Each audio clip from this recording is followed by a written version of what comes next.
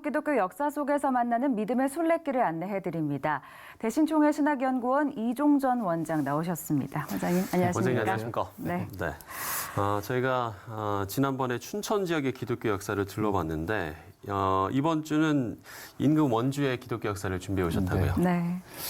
아무래도 원주라고 하면 이제 지금은 가기가 쉬운 곳이기도 하고 많은 또 시설들이 만들어지면서 찾아가는 곳이 됐지만 네. 선교 초기만 하더라도 원주라고 하는 곳은 가기가 참 먼 곳이었고 네. 교통편이 어려운 곳이었죠. 그래서 선교 역사 자체가 사실은 여기서 원주로 직행되지 않고 오히려 저 강원도 철원 김하 쪽에서 거꾸로 이렇게 춘천, 홍천 이렇게 거쳐서 밑으로 내려가는 루트의 선교 역사가 진행이 돼요. 네. 그러니까 어떻게 보면 철원이나 지금은 어떤 철원이 더 먼 것처럼 느껴질 수 있는데 그렇죠. 철원보다 더 늦게 선교가 시작되는 것이 이제 원주다. 이렇게 볼 수 있는 좀 지리적인 특징이 있다고 볼 수 있겠죠. 네, 그렇군요. 그렇다면은 원주의 첫 교회는 좀 어떻게 시작이 됐을까요? 역시 마찬가지요. 그러니까 그 김하 지역에서 활동했던 선교사님들이 특별히 무스 선교사라고 하는 분이 이제 내려가면서 예. 춘천, 홍천을 거쳐서 원주까지 가시게 되죠. 그래서 그 무스 선교사님에 의해서 이제 복음이 전해지는데 물론 강원도 지역의 특징은 또 하나 있어요. 그게 뭐냐면 선교사님들이 가기 전에 이제 전도인들이 먼저 가서 어떤 그 길잡이 역할을 했다고 그럴까? 먼저 네. 어떤 그 길을 열어놓고 그다음에 선교사님들 모시고 내려가서 예배를 바로 드릴 수 있도록 하는 원주 제일교회 경우도 그렇게 해서 무스 선교사님 내려가서 바로 이제 그 예배를 드림으로써 1905년에 이제 교회가 시작이 되는 역사를 가지고 있죠. 그런데 원주 제일교회 역사는 또 아주 또 독특한 점이 있어요. 그게 뭐냐면 초기에는 그 남감리교 선교사님이 이제 무수 선교사님이 이제 내려가서 선교를 하게 되는데 예. 그 이듬해에 그 원주가 장로교 지역으로 다시 편입이 돼요. 그러니까 초기에 1892년에 이제 장로교 선교사들과 감리교 선교사들의 선교 협약이 맺어지는데 그 원칙에 의해서 이제 구역 조정이 이제 계속 이루어져요. 예. 한 번에 이제 세팅돼서 끝난 것이 아니라. 네. 그래서 처음에는 남감리교가 시작을 했는데 그 이듬해 이제 북장로교 지역으로 원주가 바뀌면서 북장로교 선교사가 클라크 선교사가 가서 목회를 하게 되고 네. 또 몇 년 지나서 다시 이게 감리교 지역으로 오면서 이번에는 북감리교로 이제 편입이 되면서 네. 북감리교 선교사가 가서 이제 활동을 하게 되는 그렇게 되면서 실제적으로 북감리교 선교사님들이 들어가면서 원주 지역의 선교가 활성화가 되어져서 네. 오늘에 이르기까지 원주 지역의 감리교 역사가 만들어졌다 이렇게 볼 수가 있을 것 같습니다. 네. 이렇게 원주 지역의 특징도 좀 이야기를 해주셨는데요. 네. 저희가 이 시간에 이제 초기 선교 이야기를 좀 하다 보면 초기 선교 사역은 대부분 학교, 또 병원, 이렇게 교회 이런 좀 세 가지 사역으로 이루어졌더라고요. 원주 지역도 마찬가지. 그렇죠. 그러니까 그게 역시 마찬가지로 우리가 흔히 네비우스 선교 정책 이런 표현을 하는데 사실 그거 보다도 조금 좀 진일보한 면이 있다고 하는지 모르겠습니다만은 실제로 이제 장로교 선교사들과 감리교 선교사들이 선교 협정을 맺는 과정 속에 그 원칙 조항들이 있어요. 네. 그 조항들 가운데 이제 담겨져 있는 것이 바로 그런 부분이었어요. 그러니까 선교 거점이 만들어지는 곳에는 반드시 학교, 그다음에 병원을 설립한다. 이런 조항들이 들어 있어요. 그 조항 여러 가지 조항이 있지만 네. 그런 조항에 의해서 거점 도시로 확정이 되게 되면 거기에는 병원과 학교라고 하는 것을 반드시 지어서 선교 정책으로 이제 확립을 한 거죠. 조선에 대한 선교는 병원과 학교라고 하는 것이 굉장히 유리한 방법이다라고 생각을 했기 때문에 또 그것이 한국 사회에서는 사실 먹혔고요. 실제적으로. 예. 그래서 큰 선교적 성과를 얻을 수가 있었죠. 네.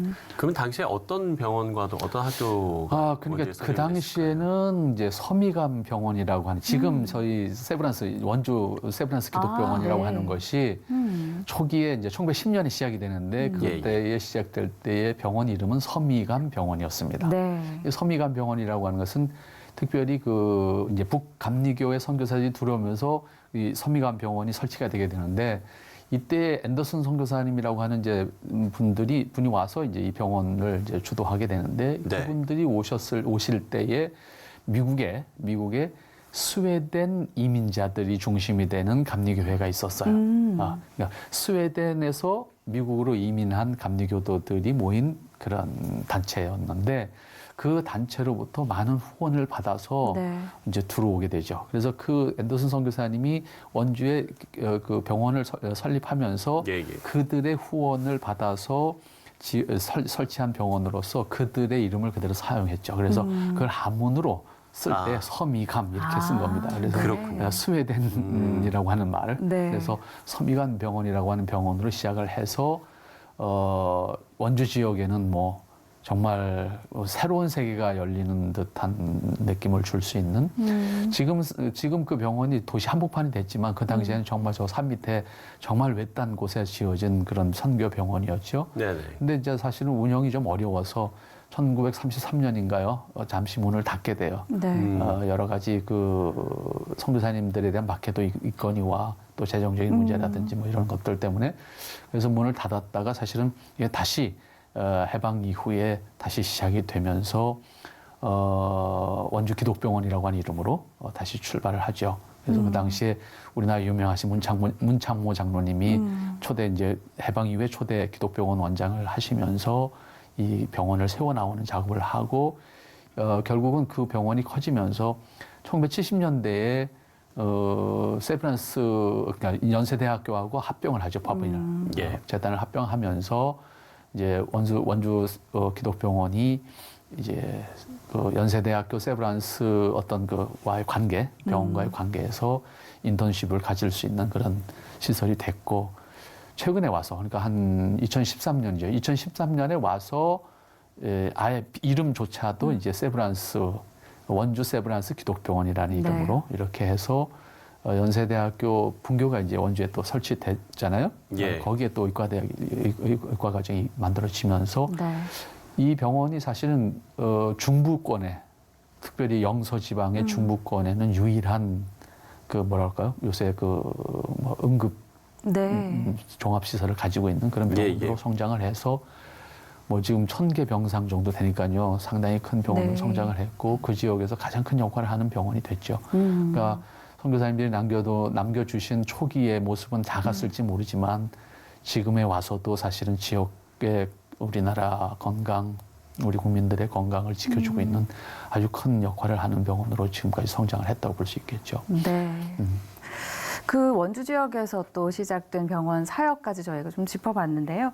사실 원주 지역하면 또 빼놓을 수 없는 게 많은 분들 생각하시는 게 가나안 농군 학교입니다. 참 역사도 오래되고 근데 어떤 좀 사역인지 좀 소개를 해주시죠. 사실은 가나안 농군 학교 문제는 별도로 좀 문제 한번 특집으로 다뤄보시는 것도 괜찮을 것 같아요. 왜냐하면 사실 시작이 거기가 아니고 시작은 여기 팔당이거든요. 여기 팔당 가까운 양주 쪽이 양주 쪽에 남양주죠.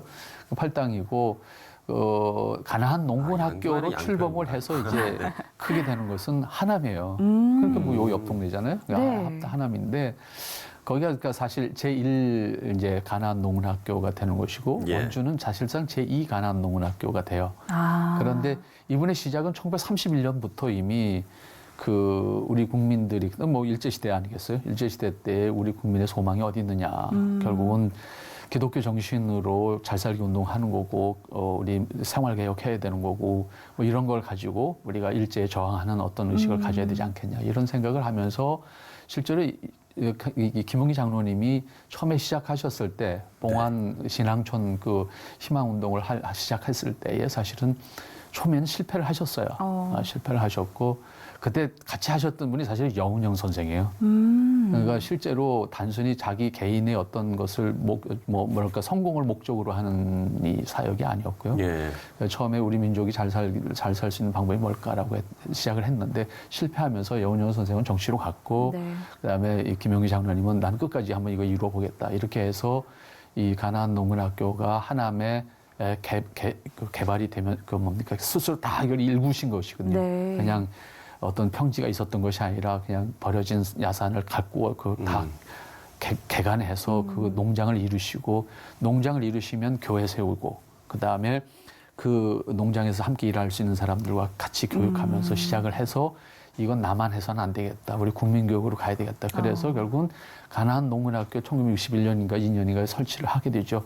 그래서 교육 농민 교육, 개혁 교육, 생활 개선 교육, 뭐 농사 기술 교육, 뭐 이런 것부터 시작을 해서 네. 농민 교육을 하게 되죠. 이것이 이제 우리 국민들에게 널리 알려지게 되는 것은 1966년인가요?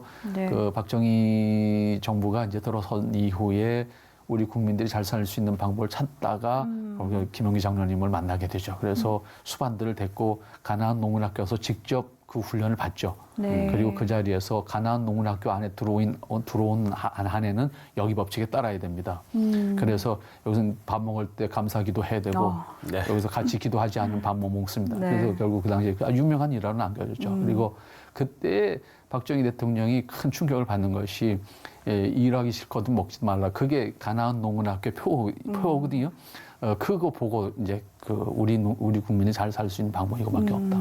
이제 그렇게 하면서 그 새마을 운동을 시작하는 과정 속에 큰 이제 그 어떤 아이디어를 제공한 것이 가나안 농문학교가 됐고 이것을 우리끼리만이 아니라 우리 국민 그리고 지금은 전 세계의 제3세계 국가들의 그 농촌 지도자들을 불러서 농촌 교육 그다음에 국민 교육하는 프로그램까지도 운영을 하는 그런 것이 됐어요.